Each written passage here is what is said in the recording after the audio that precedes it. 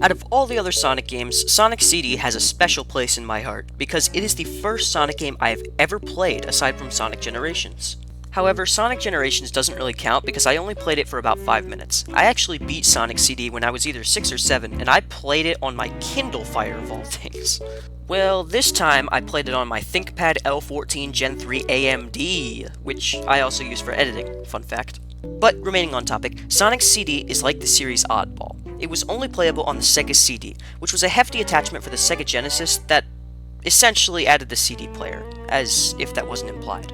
But aside from the hardware, this game is very different from the other Sonic games, software speaking. Sonic CD has a different style soundtrack than Sonic 1 and 2, and speaking of soundtrack, this game has 2 of them, for some reason. One for the USA and one for Japan. This game also has a different style of gameplay. It's like a speed platformer while also being semi-exploration based. We'll get into that later. This game is also the debut of 2 very important characters, Amy and Metal Sonic. There was an almost complete SFX overhaul. Oh yeah, so funny story. Since I played this game first, I was quite confused when I played the other classic Sonic games because of the completely different sound effects and style.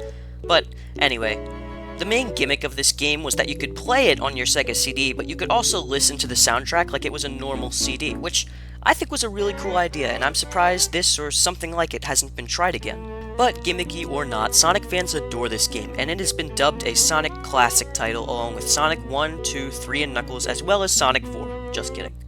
I'm just making sure you're paying attention. But history lesson's over, let's hear my review.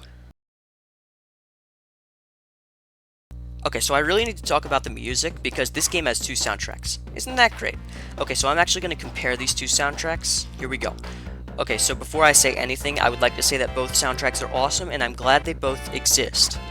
Man, I'm saying okay so a lot. What is up with me today? Also, I'm a little biased towards the USA soundtrack, because when I was 6 or 7, I looked at both soundtracks and thought, I'm an American, so I must listen to the USA soundtrack at all times.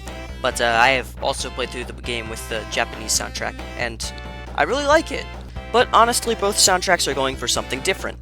The Japanese version is going for a wacky and upbeat feeling, while the USA version is going for a darker feel. It's almost like you can feel the weight of Sonic's actions at his every move. Okay, but seriously, the USA version makes the game feel kinda gritty. Just more proof that if you change the soundtrack, you change everything. Like imagine if every time the child is shown in The Mandalorian, Baby Shark starts playing. I'm kidding, please don't imagine that. I don't know how I'm gonna pick my favorite soundtrack. You know what, I'm just gonna pick my favorite version for each zone. Palmtree Panic. It's a tough one, but I think the USA one makes more sense.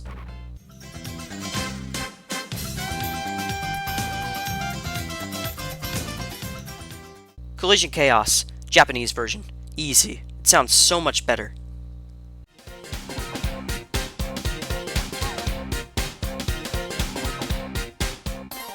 Tidal Tempest. I don't like how empty the Japanese version sounds, and I really like the vocals on the USA version.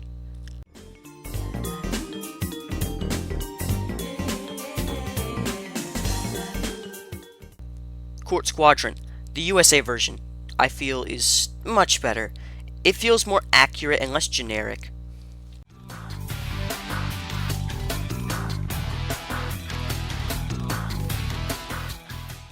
Wacky Workbench, I could go either way, but I always really like the USA version. Again, the vocals.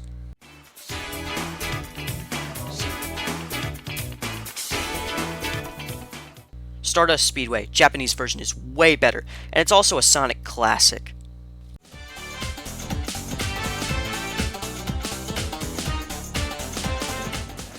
Metallic Madness, another Sonic classic, easily Japanese version.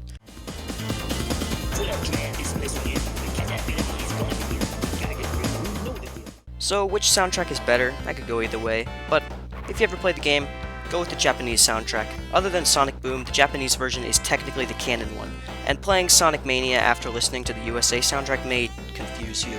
Now, on to the gameplay. This game has a few of the problems that held back Sonic 1. Sonic CD, as I said before, is a very speedy game, and there's plenty of room to run. However, it is also a platformer, but instead of being like Sonic 1, which punishes speed, Sonic CD lets you go fast while keeping you on your toes, which is different.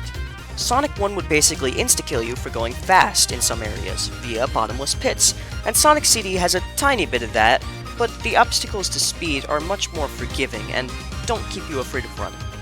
On top of this, exploration is part of it because this game has multiple pathways. The time travel mechanic is somewhat fun to play around with. I like seeing different versions of the zones, but this is a double-edged sword. More on that later. The special stages are just a little bit easier and more fun than the other games, but again, this is both good and bad. You know what? Let's go over the bad right now.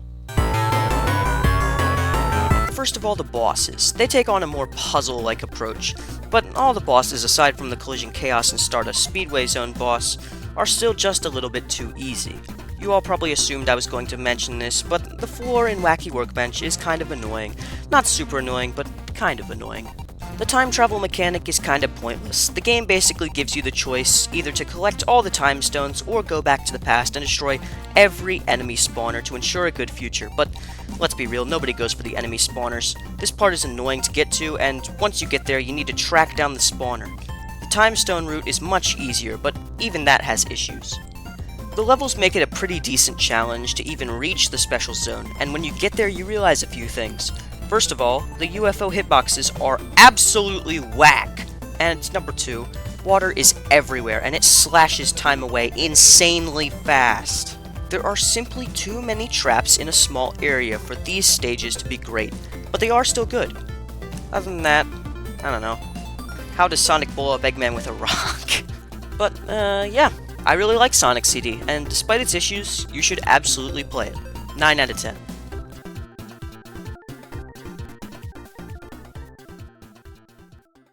But, thank you for watching. This part is unscripted, as always. But, so someone actually suggested, when I was asking for a widescreen port of Sonic CD, that I use the Miracle Edition mod for the 2011 port of Sonic CD, and it's not that I couldn't set it up, it was that I didn't want to install all the programs required to decompile it. Like, I didn't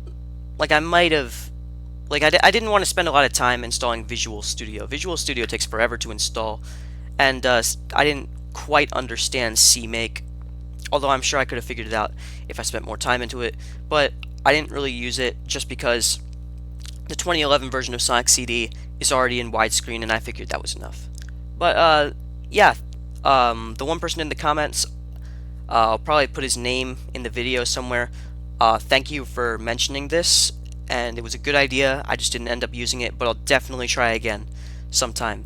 But thank you for watching. If you like the video, then hit the like button, and if you really like the video and you want to see more of this content, subscribe, because as long as I'm still on this adrenaline, I'm gonna keep making these videos. Seriously, I was recording this at like 9:40 at night.